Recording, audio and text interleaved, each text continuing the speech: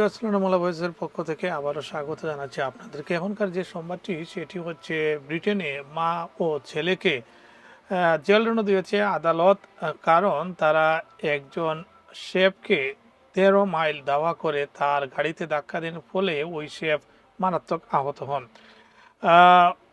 এর কারণ হচ্ছে যে মহিলা গাড়ি দিয়ে ধাক্কা দিয়েছেন শেফকে, ওই মহিলার মেয়ের অভিযোগ হচ্ছে ওই শেফ নাকি তাকে উত্ত্যক্ত করেছে, যার কারণে মা ও ছেলে রাগের বশবর্তী হয়ে উক্ত শেফের গাড়িতে তারা ধাক্কা দিয়ে ফলে উক্ত শেফ মারাত্মকভাবে আহত হন। সেই নিউজটি আজকে বিবিসিতে এসেছে এবং সেখানে বলা হয়েছে ইংল্যান্ডের এসেক্সে প্রতিশোধমূলক হামলার ঘটনায় মা ও ছেলেকে কারাদণ্ড দিয়েছে আদালত। 50 বছর বয়সী ডান্স এবং তার 26 বছর বয়সী ছেলে থমাস সামার্স এক ব্যক্তিকে 13 মাইল দেওয়া করে গাড়ি দিয়ে ধাক্কা দেন, এতে গুরুতর আহত হন ওই ব্যক্তি। ঘটনাটি ঘটে 2022 সালের 10 অক্টোবর। আদালতে জানা যায় হলি ডান্সের মেয়ে অভিযোগ করেছিলেন যে ভুক্তভোগী তাকে বোতল দিয়ে আঘাত করেছিল, পরে অভিযোগ মিথ্যা প্রমাণিত হয়। এরপর ডান্স ও সামার্স প্রতিশোধ নিতে পশ্চিম ক্লিফ অন সি থেকে বাজিলডন পর্যন্ত ওই ব্যক্তিকে দাওয়া করেন।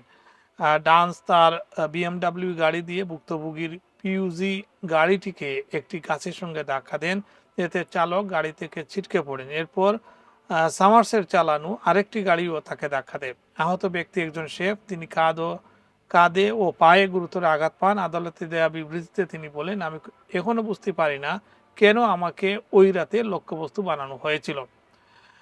বাজিলডন ক্রাউন কোর্ট বিচার শেষে জুরি সদস্যরা প্রায় 3 ঘন্টার আলোচনার পর দুইজনকেই অভিযুক্ত দোষী সাব্যস্ত করেন। হলিডান্সকে 4 বছরের এবং টমাস সামার্সকে অর্থাৎ মহিলার ছেলেকে 5 বছরের কারাদণ্ড দেওয়া হয়েছে।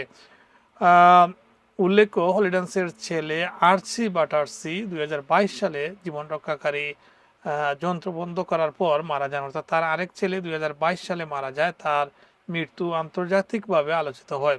আদালতে ডান্সের আইনজীবী বলেন, ছেলের মৃত্যুর পর তিনি মানসিকভাবে ভেঙে পড়েছিলেন, দীর্ঘ সময় ধরে কঠিন পরিস্থিতির মধ্যে দিয়ে তিনি যাচ্ছিলেন। তবে বিচারক পিটার ক্লার্ক বলেন, যা ঘটেছে তা অত্যন্ত দুঃখজনক, কিন্তু দুটি ভুল কখনো একটি সঠিক কাজ হতে পারে না।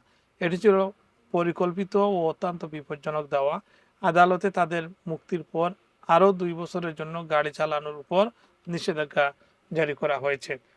সো ভিউয়ার্স, এটি হচ্ছিল ব্রিটেনের মা ও ছেলেকে একই সাথে অভিযুক্ত করার মতো ঘটনা।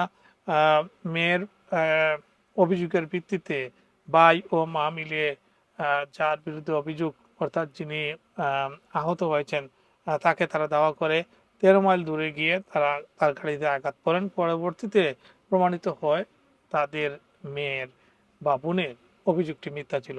ধন্যবাদ সবাইকে।